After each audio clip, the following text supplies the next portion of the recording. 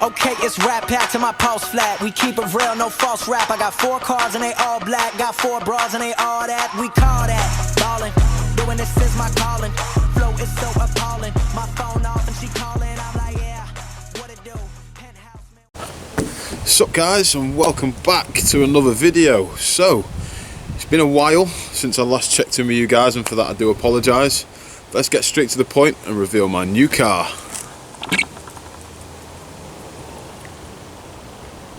Yeah, about that. So yeah, if you haven't already guessed by the title, today I'm just going to explain what is going on, where I've been, why I have no car, and I might, if depending on how much time I've got after explaining all this, I might explain what the plan is next.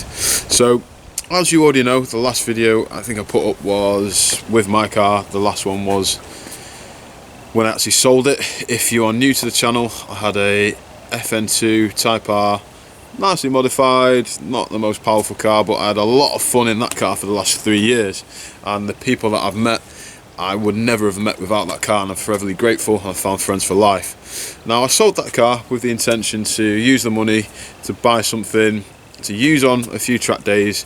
I had a few events that were coming up that I wanted to kind of get something more suited to beating on the track and still get some money back for mine. So I actually sold the FN to a subscriber, and he loves it. He's done a lot of things to it already, and it just looks brilliant, and I'm so glad that he's enjoying it, as the car was brilliant. Now, if you are in my close friendship group, you'll know what has been going on the last month or so. I did buy a Premier Edition EP3. I got it quite cheap, and I knew what I was getting into to a certain extent. I knew that an EP3, it was not going to be a nice daily. The FN2 was just about a bearable daily, but as far as Hondas goes, it was quite nice. Now, when obviously you look at your German cars and your other cars like that, they're actually really nice dailies with really good performance.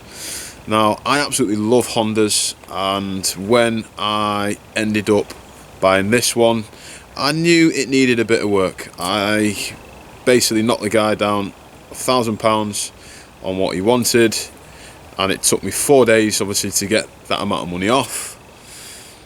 But I thought, even if I was to spend 500 quid on it, it would still do what I wanted it to do, which was smash around the track and not really care about it. I ended up buying a really cheap 2006 on a 55 plate Premier Edition EP3 that actually drove harder than the FN. It felt nicer to drive. Just out of the box, the VTEC crossover, I've never driven one of them before, and I really now know how toned down the FN2 was. After having my exhaust mods and my induction kit mods, the standard EP3 felt the way my FN2 did after putting, 500 quid into it. So I bought that car. I was happy to spend a bit of money on it. First mechanic I took it to, I just said to him, have a look over it, tell me if it's worth spending the money on or not.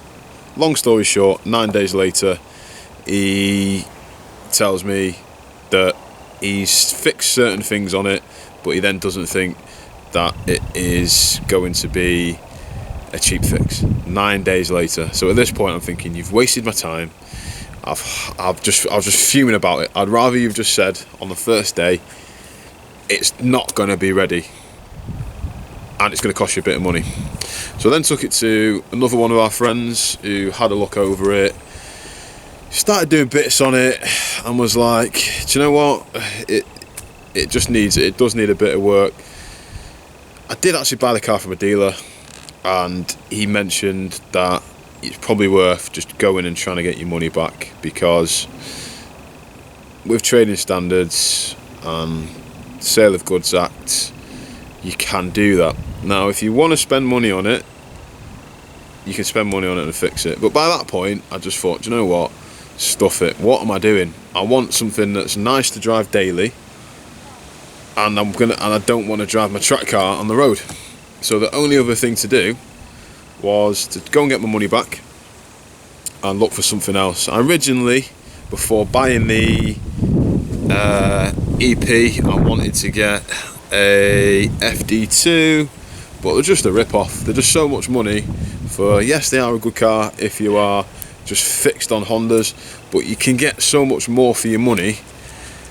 But at the same time, if you really want one of those, you'll pay whatever for it, because I know what it's like, so just want something so bad that you pay whatever for it. Next in line was FK2, saw one come up really cheap. By the time I'd rang up, I made an appointment to go and see it, somebody had actually bought it in between going, making an appointment to go and see it, and actually seeing it. I was gutted. I would have an FK2 right now if it wasn't for that. Now since then, none of them have come up decent for below 20 grand. Now, I don't want to be spending that kind of money on a car, simply because for me to do that, I would have to put the car before my other financial commitments, and I'm not ready to do that. Now, what I do have is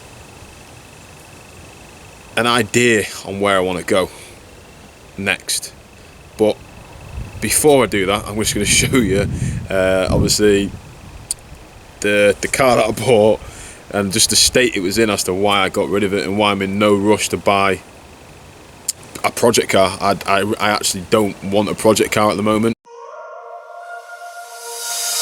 You only want to chase the feeling again.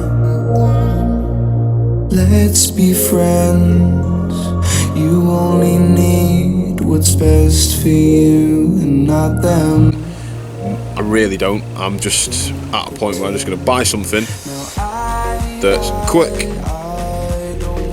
good daily. I might even get something with a turbo on it, and to be honest with you, I want something that I can, if it's not going to be 300 brake horsepower out of the box, which it probably isn't going to be unless you go for something like a Golf R and FK2, and they're both out of my range, get something that I could quite easily make that sort of power, just to experience it for a bit. Between now and January, I'm just going to buy something that might be a little bit different to what I've owned. If I had to have a Honda right now, it would be an FK2, and I don't want to put that kind of money into a Honda. I want, if I'm getting a Honda, it's going to be for track. If money was no object, I would get an FK2 and have another Honda for track, but as nice as they are, you've got to be, when you buy something, you've got to be like, boom, I don't care how much it is, I'm going to give it to you. Whereas for me, I'm just not ready to do that on one of them.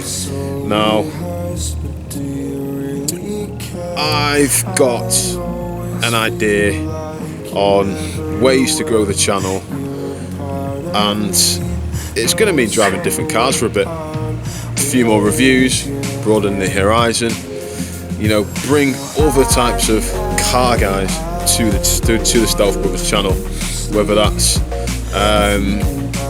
bringing in, doing some more reviews or owning German cars, reviews or owning some fast Fords, something like that. Between now and January, I'm just gonna see where it takes me and just enjoy owning whatever car I want to own, do whatever I want to do with it, and just not make my decisions based on Stealth Brothers started with Hondas, it's got to end with Hondas. Now, I know that I'm gonna have a Honda very soon, probably just gonna be for track, and this time of year, the track season, the show season, it's dying off. So in between that, I'm gonna do a bit of research and just see where my heart takes me, buy something, drive it, if I like it, keep it, if I don't, sell it, and just experience a few more cars. I'm quite excited to, you know, I've never owned a turbo performance car. You know, the M3s that I've driven have been naturally aspirated, E46s, E92s, obviously 4-litre V8 and the 3.2, obviously the Vanos system. Now, I just obviously want to update you guys as to kind of where I've been. I've not disappeared, I've not left you.